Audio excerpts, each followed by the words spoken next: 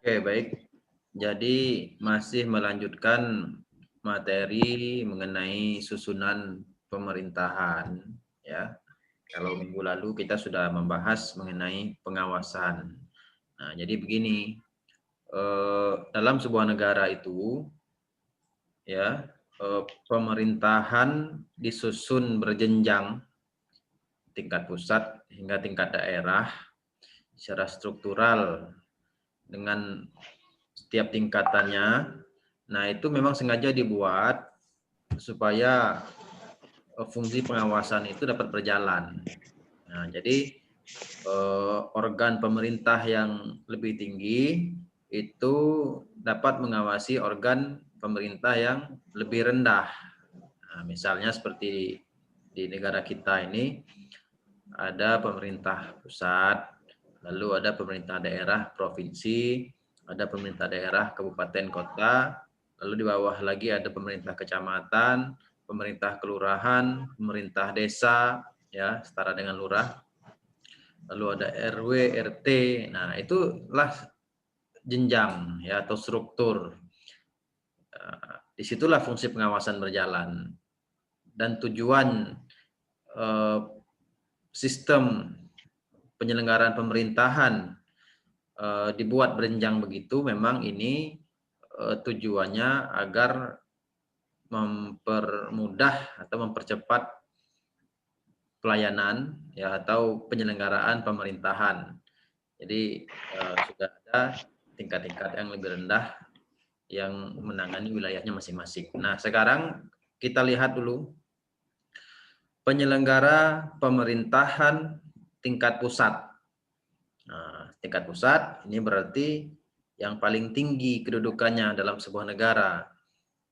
Ya, kita bicara pemerintah ya dalam arti eksekutif ini. Tentu pemerintah adalah presiden. Presiden itu adalah pemerintah gitu. Ada presiden, ada wakil presiden, ada menteri negara, dan ada lembaga pemerintah non-departemen. Nah, inilah penyelenggara pemerintah di tingkat pusat. Karena kita bicara, ini ranahnya eksekutif. Ya, kita tidak bicara legislatif atau yudikatif. Ya, kita bicara eksekutif. Ya, pelaksana undang-undang. Tentu tingkat pusat adalah presiden sebagai penanggung jawabnya. Gitu. Nah, mari kita lihat satu persatu. Pertama, presiden. Presiden itu ya dia sebagai pemegang kekuasaan pemerintahan tertinggi dengan menjalankan kekuasaan. Nah, jadi memang ya presiden itu adalah pemegang kekuasaan pemerintahan tertinggi di dalam sebuah negara kalau dia presidensil. Tapi kalau dia negaranya monarki tentu ya raja ya atau kaisar dan lain sebagainya dengan sebutan. Nah, dalam sebuah negara presidensil, pemegang kekuasaan pemerintahan tertinggi ada di tangan presiden. Ya, apa yang dijalankan di bidang pemerintahan, menyelenggarakan pemerintahan sehari-hari, mencakup semua lapangan administrasi negara. Nah, artinya ya semua penyelenggaraan negara yang bersifat administratif ya itu sebenarnya dalam kekuasaan presiden atau kewenangan presiden ya, mulai dari orang bikin KTP sampai orang mau pemilu ya itu semua sebenarnya presiden sebagai pemilik kekuasaan ya di bidang pemerintahan karena memang dia sebagai penanggung jawab. Nah, walaupun memang dalam pelaksanaannya tentu tadi yang saya katakan ya dalam sebuah negara itu ada tingkatannya. Memang presiden sebagai penanggung jawab penyelenggara semua lapangan administrasi negara itu, tapi dalam pelaksanaannya tentu ada pendelegasian kewenangan baik secara dekonsentrasi maupun secara desentralisasi. ya. Kalau dekonsentrasi itulah yang melahirkan daerah-daerah provinsi, gubernur. Desentralisasi itulah yang melahirkan kabupaten kota. Lalu presiden dibantu lagi oleh menteri-menteri. Nah, itulah untuk teknis pelaksanaannya. Pada akhirnya tentu itu adalah kewenangan atau kekuasaan dari presiden.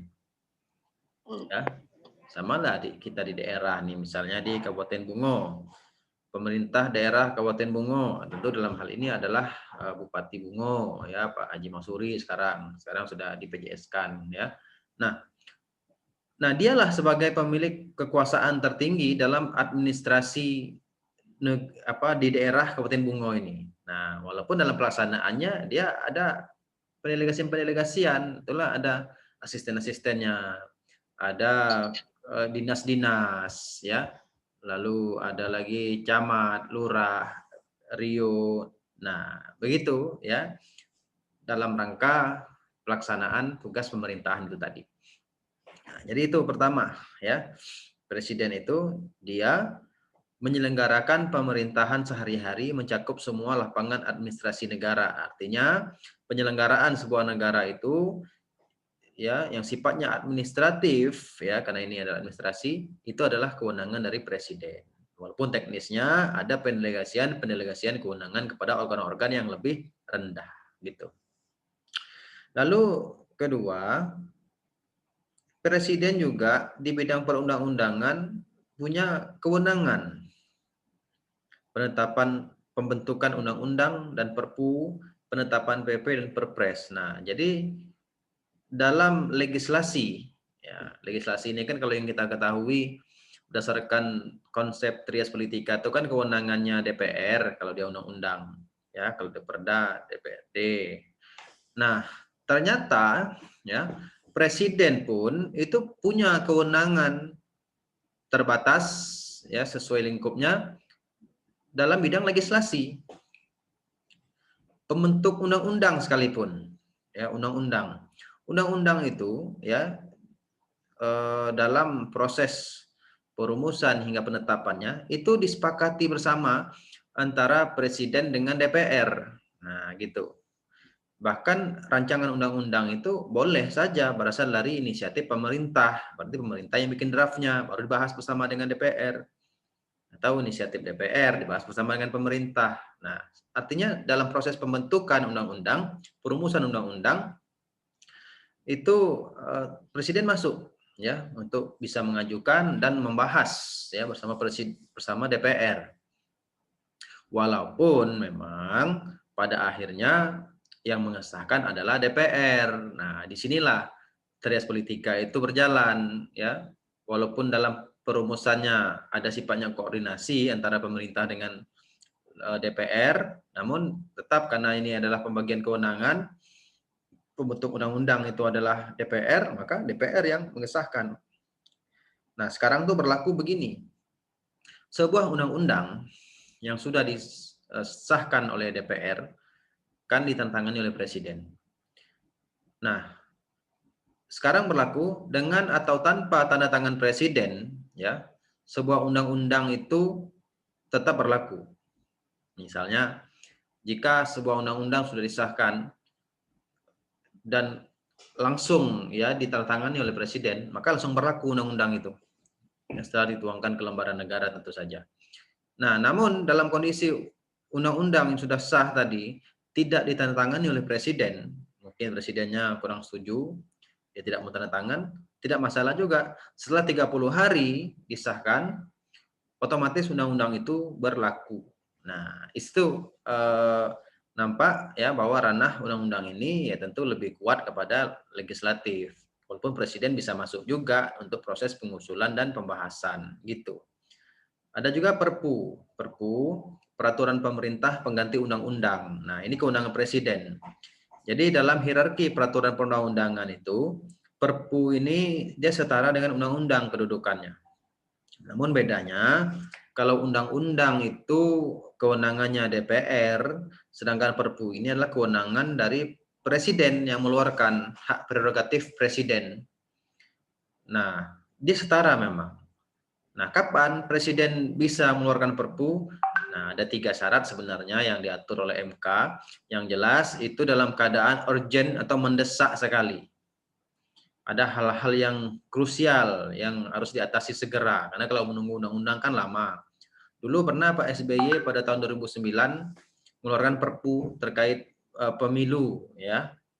Jadi ada undang-undang pemilu, ternyata undang-undang itu banyak ditentang oleh masyarakat, banyak penolakan karena dinilai kontroversial. Nah, akhirnya dikeluarkan Perpu. Hari ini disahkan, besok pagi, hari ini ditandatangani, besok pagi dikeluarkannya Perpu untuk mencabut undang-undang itu. Bisa. Kan ini juga yang diributkan, ya, terkait undang-undang Cipta Kerja itu. Kan ada juga desakan agar presiden mengeluarkan Perpu nanti setelah itu ditandatangani. Ya sah-sah saja kalau memang presidennya mau, ya, Perpu untuk mencabut ya undang-undang itu. Bisa-bisa saja sebenarnya sepanjang diinginkan oleh presiden. Nah, gitu. Lalu penetapan PP. PP itu peraturan pemerintah. Peraturan pemerintah ini presiden yang mengeluarkan. Biasanya peraturan pemerintah ini adalah bentuk penjabaran lebih lanjut daripada undang-undang. Ya, kalau undang-undang itu aturan umum, sementara PP ini adalah teknisnya. Dan Perpres itu lebih teknis, ya, atau hal-hal yang tidak krusial, ya, yang perlu diatur. Nah, namun tidak perlu undang-undang, ya, Perpres pun bisa. Nah, gitu. Nah, itu kewenangan presiden dalam hal perundang-undangan atau legislasi. Ternyata ada juga, ya. Bahkan di bidang kekuasaan kehakiman, presiden pun juga punya kewenangan. Nah, kekuasaan kehakiman, biasanya kan kehakiman ini yudikatif. Nah, ternyata presiden bisa masuk di situ, ya, untuk mengambil kebijakan, yaitu memberikan gerasi, amnesti, abolisi, dan rehabilitasi. Nah, ini bagi yang belum tahu, ya. Gerasi ini adalah bentuk pengampunan dari presiden kepada seorang narapidana. Dengan terlebih dahulu ada pengajuan permohonan gerasi dari si narapidana yang mau diberikan gerasi. Nah, jadi misalnya ada seseorang, ya, sudah diputuskan oleh pengadilan sekian tahun penjara, namun dia memohonkan gerasi kepada presiden, meminta pengampunan, bersalah tetap tapi minta pengampunan tidak dihukum, gitu. Nah, bisa saja, ya, tapi tentu ini dengan memperhatikan pertimbangan Mahkamah Agung pemberian gerasi ini. Dulu pernah Pak Jokowi pada tahun 2015 mengeluarkan gerasi kepada Antasari Azhar, mantan ketua KPK, ya, yang pernah tersangkut masalah pidana pembunuhan waktu itu, diberikannya gerasi, ya, dibebaskan. Nah, bisa, ya. Tapi tentu dengan didahului oleh permohonan dari si terdakwa dan disetujui oleh Mahkamah Agung, nah, gitu. Ya, dan gerasi sifatnya orang per orangan. Nah, sementara amnesti ini lebih kurang juga dengan gerasi. Ini adalah bentuk pengampunan dan pembebasan seseorang atau kelompok, ya, dari hukuman dan tanpa harus ada pengajuan permohonan dari si terdakwa, gitu. Jadi misalnya dulu pernah Pak Soekarno pada awal-awal kemerdekaan memberikan amnesti kepada kelompok-kelompok penentang, ya, yang harusnya dihukum dibebaskan. Nah, amnesti itu sifatnya per kelompok biasanya, dan itu tidak harus didahului oleh permohonan, bisa saja, ya, jika presiden menghendaki, tapi tentu dengan memperhatikan pertimbangan dari Mahkamah Agung, gitu. Nah, amnesti. Nah, sedangkan abolisi ini biasanya untuk tahanan politik biasanya.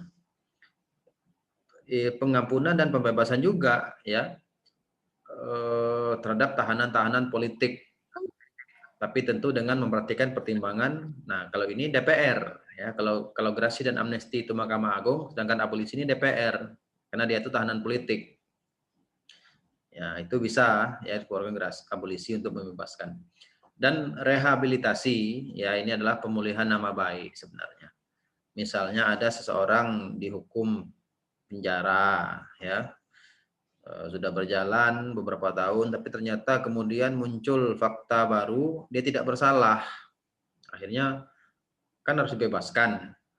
oke lah dibebaskan, tapi tahun-tahun dia yang di penjara itu kan mau tidak bisa diganti sebenarnya. Dia sudah menderita, dia sudah kehilangan waktu berkumpul dengan keluarga dan seterusnya. Nah, ini bisa direhabilitasi dalam arti dipulihkan nama baiknya. Pertama, diumumkan di masyarakat bahwa dia bersih dari catatan kriminal, lalu ya rehab seperti pergantian-pergantian ya secara material ya untuk si orang yang direhabilitasi tadi.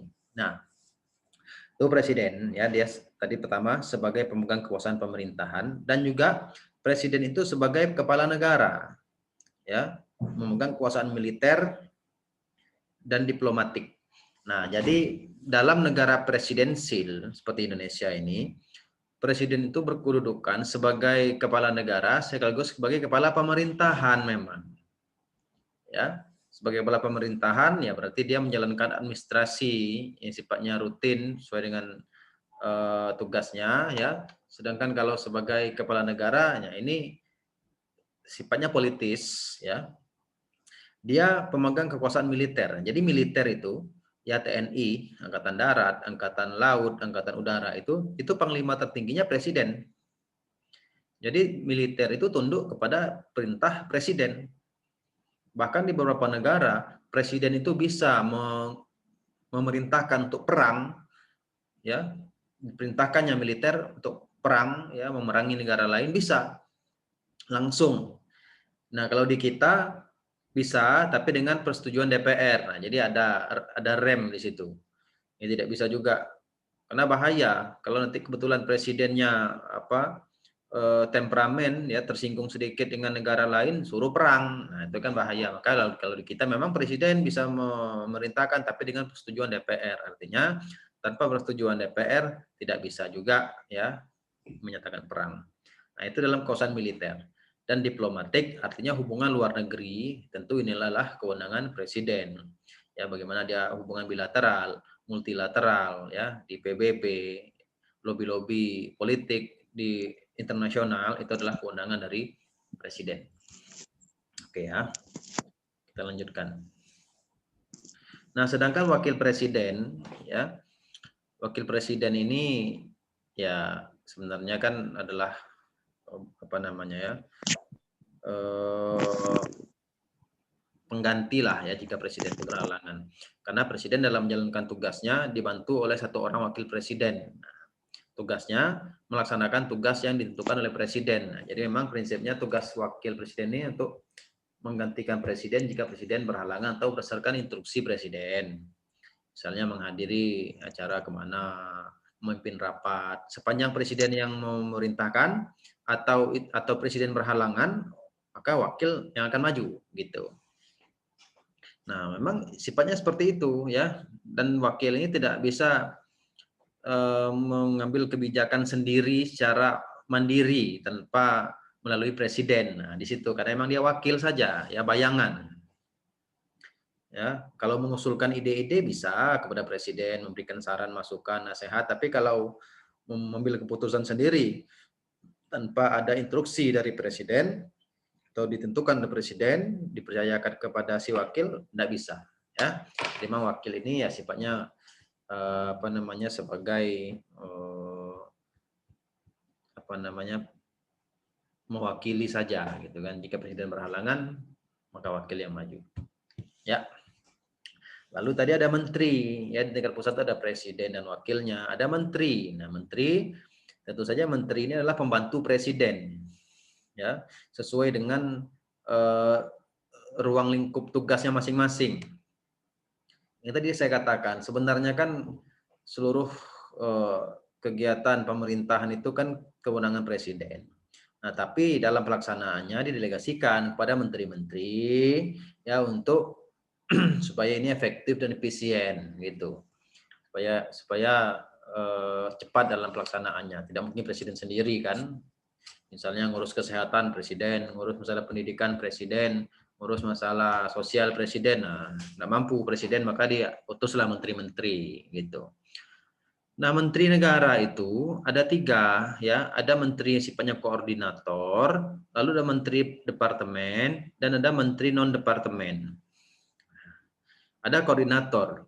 Menteri koordinator ini dia tidak memimpin departemen, tapi dia hanya mengkoordinir, memberikan direction kepada kementerian-kementerian lain yang dalam ruang lingkupnya. Misal seperti ada sekarang dijabat oleh Mahfud MD Menko Polhukam, Menteri Koordinator Politik, Hukum dan Keamanan. Nah, itu adalah menteri ya yang berwenang untuk mengkoordinir ya pelaksanaan di bidang ya politik, ya hukum dan keamanan. Nah, itu. Dia tidak memimpin departemen, ya. Nah, ada juga menteri departemen. Menteri departemen ini memimpin departemen. Departemen itu artinya ada suatu subsistem, ya, kemasyarakatan seperti pendidikan, kesehatan, atau sosial, atau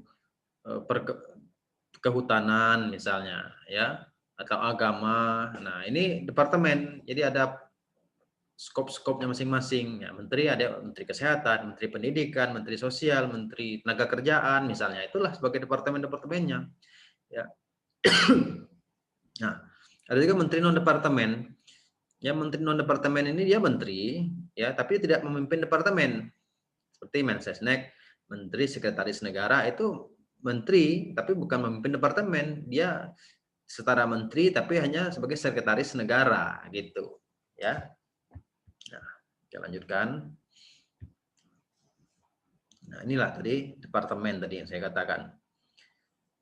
Departemen itu ya bertugas membantu presiden menyelenggarakan fungsi ya yaitu perumusan kebijakan nasional, kebijakan pelaksanaan dan kebijakan teknis di bidangnya.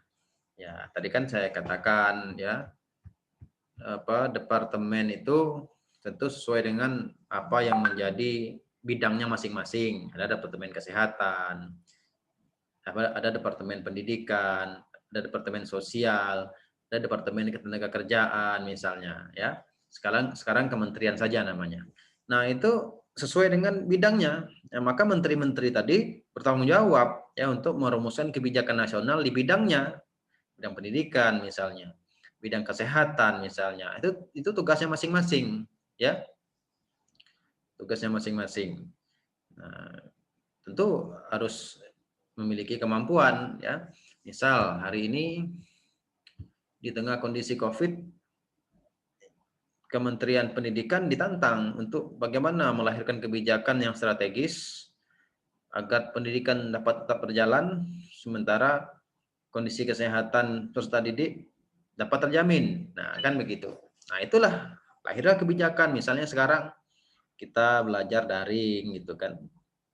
Ada kebijakan bantuan kuota. Nah, itu sebagai bentuk kebijakan nasional dalam bidang pendidikan. Ya, dalam bidang kesehatan misalnya, nah Kementerian Kesehatan mengeluarkan kebijakan, ya protokol COVID, ya bantuan APD misalnya, ya lalu apalagi ya yang berkaitan dengan kesehatan lah, ya nah, itu sesuai dengan bidangnya juga gitu. Lalu sekarang misal Kementerian Kesehatan mengeluarkan kebijakan ya Kementerian Sosial mengeluarkan kebijakan bantuan BLT misalnya untuk rakyat miskin misalnya yang kurang mampu. Nah, itu adalah kebijakan ya di bidangnya masing-masing dan itu bertanggung jawab kepada presiden ya.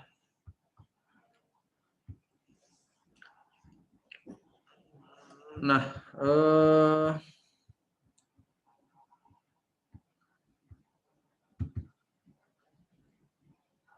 oke, ya. Selanjutnya pelaksanaan urusan pemerintahan sesuai dengan bidang tugasnya. Nah, ya artinya memang itu ya setiap departemen atau menteri tadi sesuai dengan bidangnya ya yang melaksanakan itu sesuai dengan bidang tugasnya masing-masing dan bertanggung jawab kepada presiden.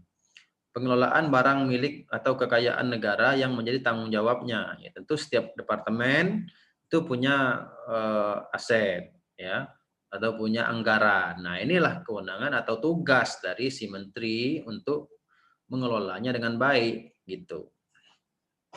Dan penyampaian laporan hasil evaluasi, saran dan pertimbangan di bidang tugasnya ya dan fungsinya kepada presiden gitu. Nah, itu ya yang tadi saya katakan, menteri-menteri itu adalah pembantu presiden. Dia ditunjuk oleh presiden untuk menjalankan tugas-tugas tertentu yang diperintahkan sesuai dengan bidangnya. Nah, maka menteri-menteri tadi ya bertanggung jawab kepada presiden sebagai pemberi amanah gitu. Ya. Nah, maka kesalahan dari menteri itu dapat dikatakan juga kesalahan presiden. Ya. Nah, makanya presiden harus jeli betul ya dalam memilih menteri-menterinya. Oke, lanjut ya. Ada lagi lembaga pemerintah non-departemen. Lembaga pemerintah pusat yang dibentuk untuk melaksanakan wewenang, tugas, dan tanggung jawab tertentu dari presiden, menyelenggarakan pemerintahan di bidang tertentu. Dasar dan wewenang pembentukannya ada pada presiden, tidak secara eksplisit dalam Undang-Undang Dasar. Jadi ada lembaga-lembaga pemerintah non-departemen ternyata, ya.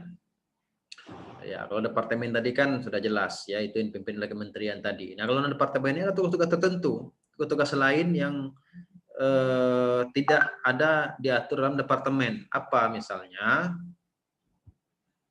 Ini ya, lembaga pemerintah non departemen tadi, misalnya lembaga administrasi negara (LAN). Nah, itu non departemen, tapi dia lembaga.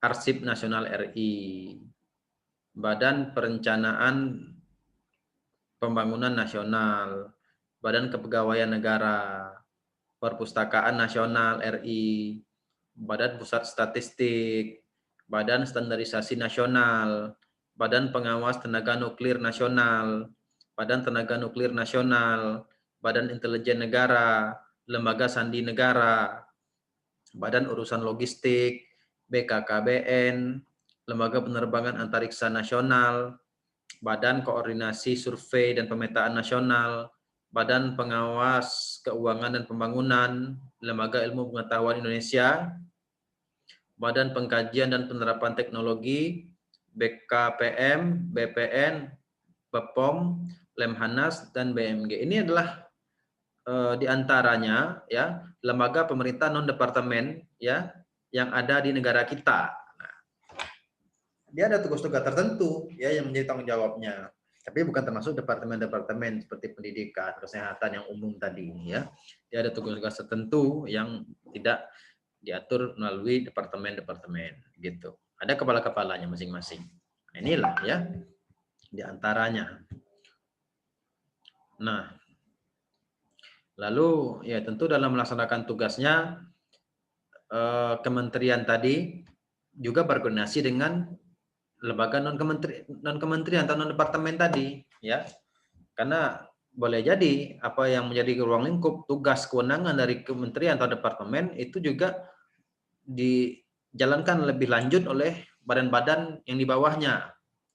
Ya, misalnya Mendagri itu berkoordinasi dengan BPN. Menhan berkoordinasi dengan Lemsanek dan Lemhanas. Nah, Menteri Perdagangan berkoordinasi dengan BKPM. Ya. Menkes berkoordinasi dengan Badan POM dan BKKBN. Mendiknas dengan Perpusnas. Nah, Menpan dengan LAN, BKN, BPKP, dan ANDRI. Menristek dengan LIPI, LAPAN, BPPT, Batan, Bapeten, Bakorsur Tanal, dan BSN. Menak PPN dengan BPS, dan Menhub dengan BMG. Nah, itu yang masih memiliki alur kerja yang mirip ya, atau yang sama. Contoh saja Menkes, Menteri Kesehatan. Nah, Badan POM dan BKKBN itu dengan Menkes koordinasinya. Badan POM ya untuk izin untuk menyatakan layak atau tidaknya ya bersih tidaknya sebuah produk makanan, misalnya kan kalau kita mau berjualan itu kan yang resmi ya itu harus ada Badan POM-nya dulu. Nah, itu dengan Menkes itu koordinasinya. BKKBN ya, Badan Koordinasi Keluarga Berencana Nasional. Nah, jadi terkait KB ya, keluarga berencana ini ada badannya. Nah, itu koneksi dengan Menkes ya sebagai induknya gitu ya. Nah, begitu seterusnya ya. Oke, ini sebelum dilanjutkan ada yang ingin bertanya, silakan. Silakan.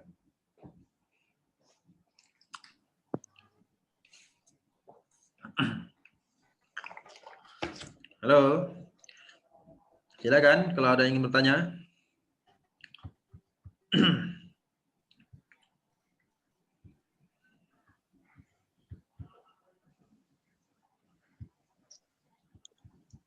Tidak ada, Pak. Tidak ada. Iya, Pak.